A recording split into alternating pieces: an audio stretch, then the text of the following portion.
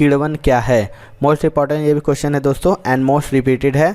आपको बताना है कि जो कीड़वन है वो इनमें से क्या है। तो इसका राइट आंसर बात करें दोस्तों, इसका राइट आंसर हो जाएगा ऑप्शन नंबर डी यानी जैविक उत्प्रेरक। कीड़वन जो कि एक जैविक उत्प्रेरक है और कीड़वन की क्रिया कवक तथा जीवाणुओं द्वारा संपन्न की जाती है। कीड़वन की क्रिया मीठे पदार्थों के घोल में भी होती है। अगला क्वेश्चन देखते हैं दोस्तों, पनीर बनाने में किस कीड़वन का प्रयोग किया जाता है? ये भी मोस्ट इंपॉर्टेंट क्वेश्चन है दोस्तों। जो पनीर को बनाने में किस कीड़वक का प्रयोग किया जाता है? 4 ऑप्शन है, इसका राइट आंसर हो जाएगा दोस्तों option number A rennin. Rennin जो कि पनीर बनाने में रेनिन एंजाइम कीड़वक का प्रयोग होता है। अगला क्वेश्चन देख लेते हैं, किसी बेकरी में ब्रेड बनाने के लिए खमीर का इस्तेमाल क्यों किया जाता है? 4 ऑप्शन है आपके पास, बताना है कि जो ब्रेड बनता है बेकरी में ब्रेड बनाने के लिए खमीर यानी ईस्ट का उपयोग क्यों किया जाता है? तो इसका राइट आंसर हो जाएगा दोस्तों ऑप्शन नंबर बी यानी ब्रेड को मुलायम और लचीला बनाने के लिए ईस्ट यानी खमीर का प्रयोग किया जाता है। डबल रोटी बनाने में प्रयोग किए जाने वाला प्रमुख ईस्ट है सेकेरोमाइसीज सेरेविसी। अगला क्वेश्चन देख लेते हैं दोस्तों, सर्वप्रथम जीवाणु का पता किसने लगाया था? ये भी मोस्ट इंपॉर्टेंट क्वेश्चन है दोस्तों। आपको बताना है कि इनमें से किस वैज्ञानिक ने सबसे पहले जीवाणु का पता लगाया था?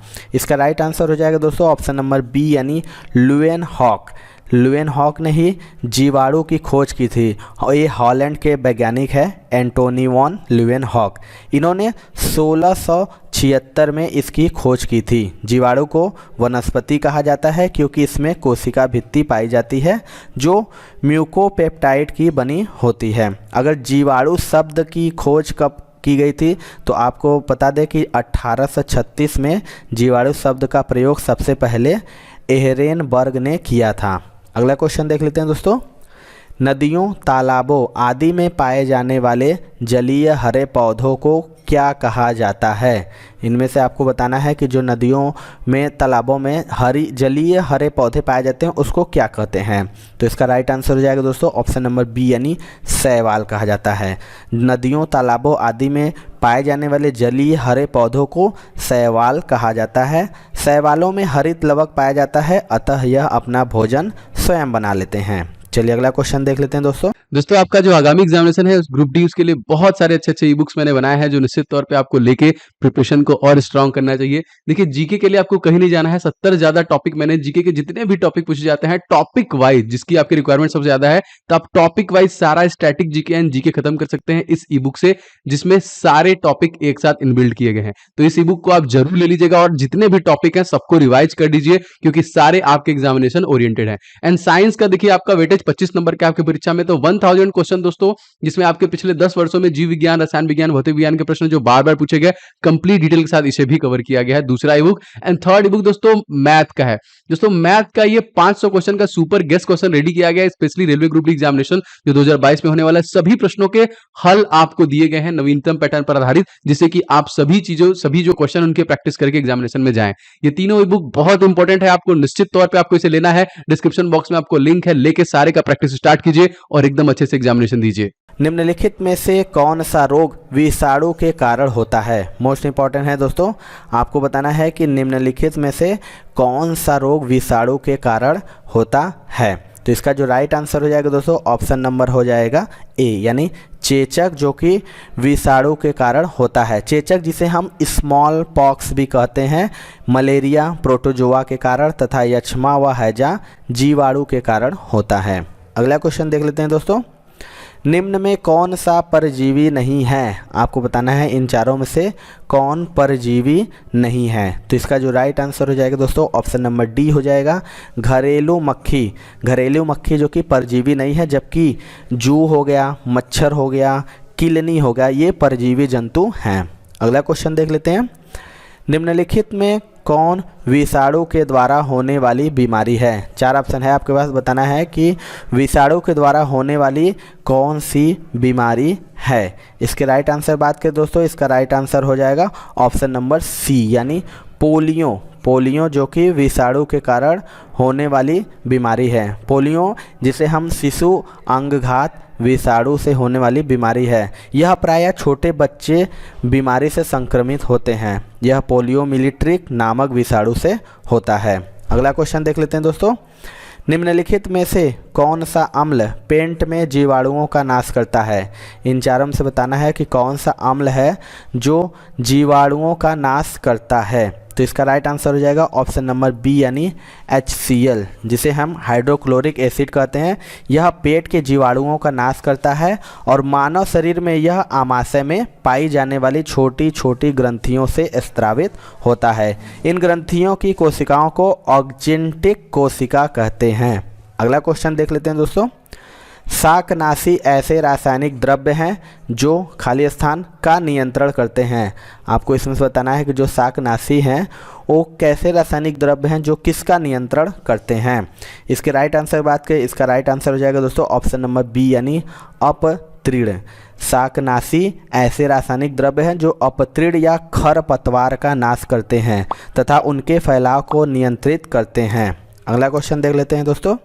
दोस्तों यदि आप रेलवे एसएससी एग्जाम की तैयारी कर रहे हैं तो अनअकैडमी के टॉप एजुकेटर्स आपके लिए टॉप बैचेज 22 जून से ला रहे हैं, जिनके साथ साथ दोस्तों आप कंप्लीट प्रिपरेशन कर सकते हैं, सारे एग्जामिनेशन के सेशन कवर कर सकते हैं और आपको mock test and Regent features भी दिया जाता है। तो विजय बैच CGL CHSL के लिए देखिए 22 जून से स्टार्ट हो रहा है। इसके अलावा दोस्तों कंप्लीट बैच जनरल स्टडीज 22 जून से स्टार्ट हो रहा है। बहुत सारे ऐसे बैचेज हैं like mission batch Delhi police के लिए, लक्ष्य बैच CPU के लिए, एम बैच SSC स्टेनोग्राफर के लिए, एम बैच GD कांस्टेबल के लिए, सारे देखिए 22 जून से स्टार्ट हो रहे हैं, जो कि आप कंप्लीट कवर करके देगा सारा का सारा सिलेबस। आपको पूरे पाठ्यक्रम देखिए आपका पूरा का पूरा रेलवे एग्जामिनेशन के लिए भी 22 जून से स्टार्ट हो रहा है।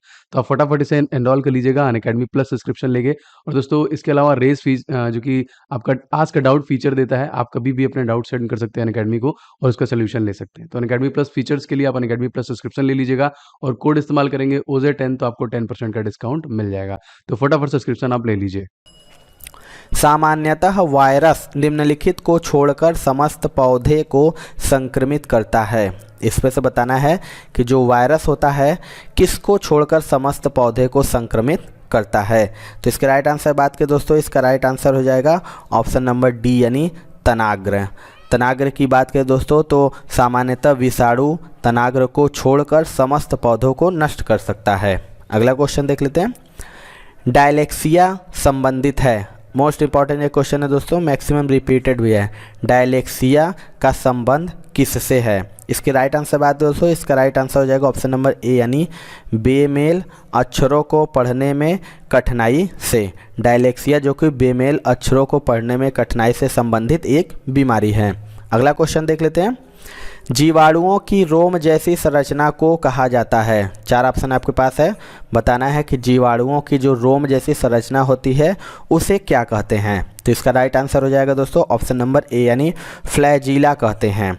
जीवाणुओं के ऊपरी भाग पर रोम जैसी जो संरचना पाई जाती है जिसे फ्लैजिला यानी कशाभिका भी कहते हैं, जो कि गति में सहायक होते हैं। अगला क्वेश्चन देख लेते हैं।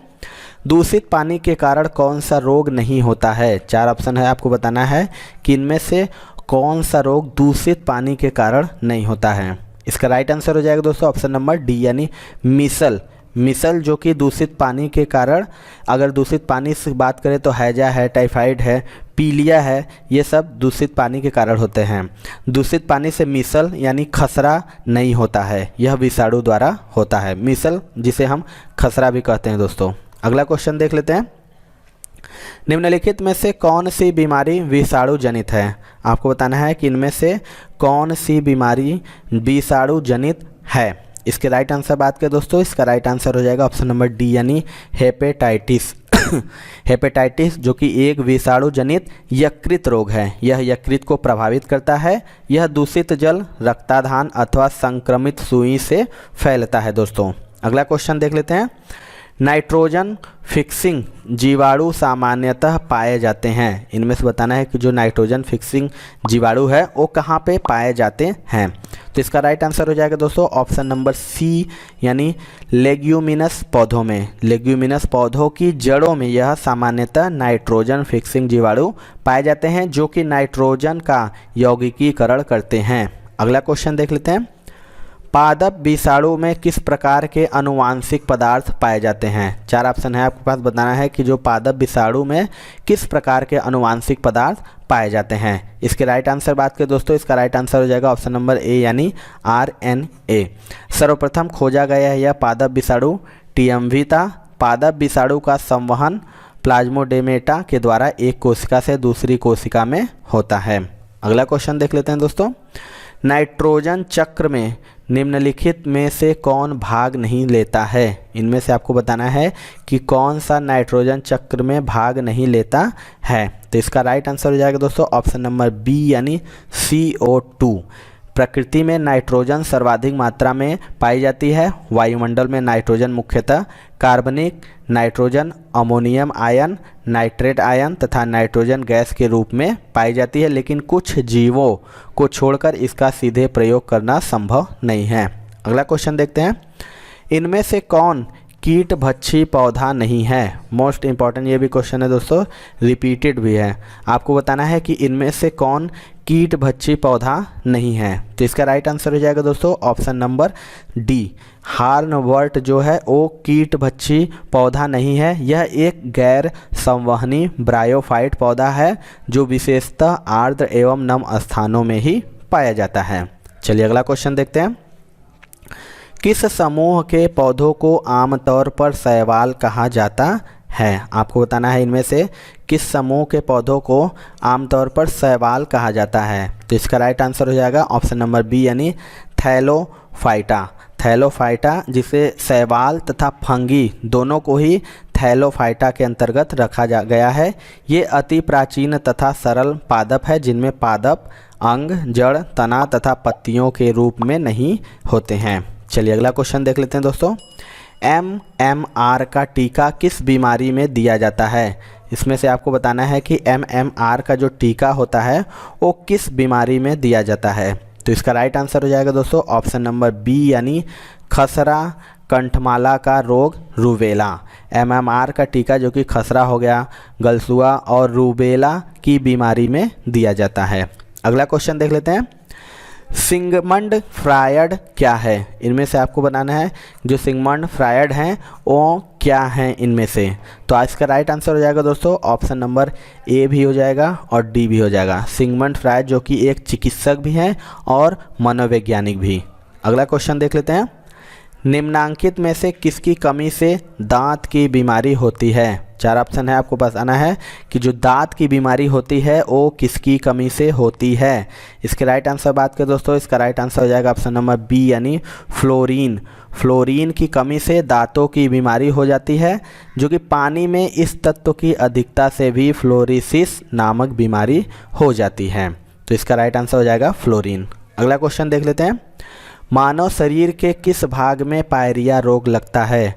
ये तो सभी को पता होना चाहिए। आप बता सकते हैं इसका राइट आंसर कि मानव शरीर में पायरिया किस भाग में लगता है। तो इसका राइट आंसर हो जाएगा दोस्तों ऑप्शन नंबर ए यानी दांत और मसूड़ा में। मानव शरीर के दांत और मसूड़ों में पायरिया रोग लगता है। इस रोग के कारण दांत पीले पड़ जाते हैं, मसूड़ों से खोल निकलता है तथा मुंह से बदबू आती है। चलिए अंतिम और लास्ट क्वेश्चन है दोस्तों। हाइड्रोफोबिया बीमारी होती है। मोस्ट इंपॉर्टेंट ये भी क्वेश्चन है। हाइड्रोफोबिया बीमारी क्या होती है, इनमें से आपको बताना है। तो इसका जो राइट आंसर हो जाएगा दोस्तों ऑप्शन नंबर सी हो जाएगा रेबीज। आपको बता दें हाइड्रोफोबिया जो कि पागल कुत्ते के काटने से होता है। कुत्ते के रेबीज मनुष्य को पागल बना देते हैं और उसकी मृत्यु भी हो जाती है।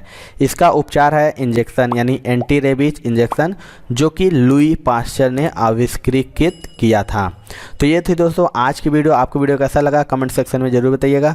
वीडियो पसंद आया होगा दोस्तों तो एक लाइक जरूर करिएगा क्योंकि आपके लाइक से ही हमें मोटिवेशन मिलता है कि आपको वीडियो पसंद आ रहा होगा। और हमारे चैनल पर नए होंगे तो चैनल को जरूर सब्सक्राइब कर लीजिएगा।